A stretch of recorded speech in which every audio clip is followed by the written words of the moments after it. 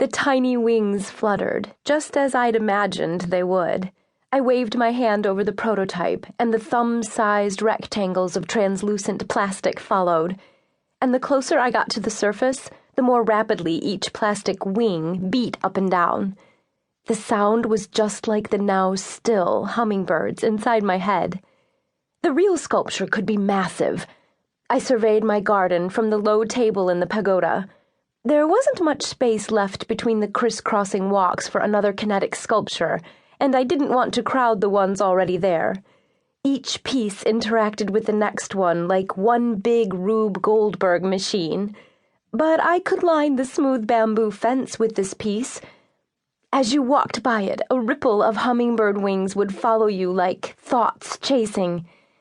"If it smells like chicken, you're doing it wrong." Lena's voice brought my thoughts back down to earth. Through the open door, I could see Lena and my cousin Aiden in my workshop. His head was bent over a circuit board on my workbench. "Don't make me laugh or you will smell chicken," Aiden said. He steadied the soldering iron in his right hand and, with his left, carefully fed a small bit of the soldering wire into the joint between the component and track on the board. He touched it with the tip of the iron to join the two. At least, that's what was supposed to happen. Lena peered over his shoulder and then mimed strangling him behind his back. The boy could crack code and schmooze people with the best of them, but his DIY skills needed some serious work. He was a breaker, not a maker, at heart. I tried to teach him to solder, but Lena was way more patient than me.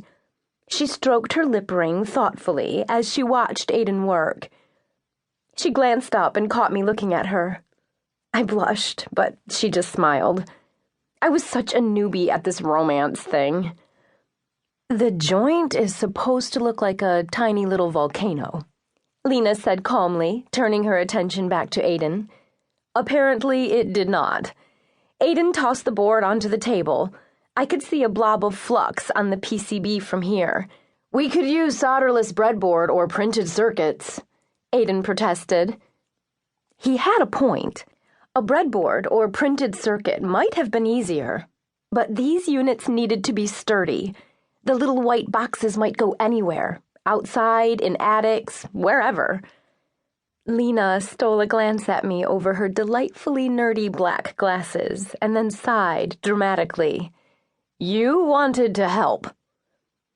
They were building routers for our new network.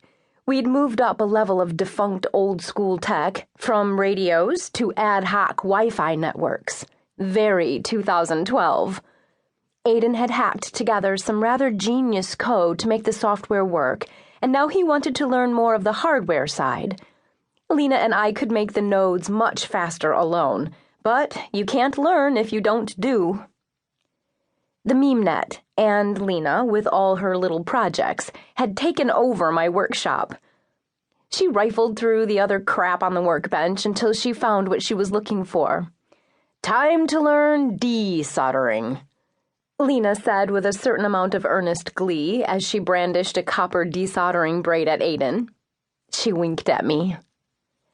Lena had kind of taken over my heart the same way she'd taken over my workshop.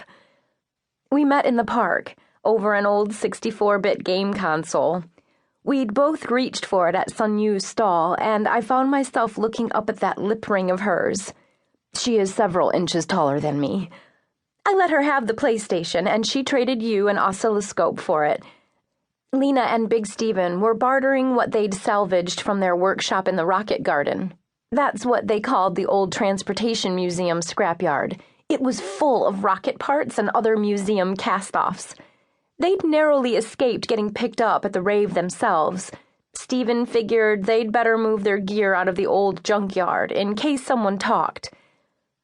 Lena's hair had been pink and long that day. You could see the dirty blonde streaks underneath the phosphorescent color.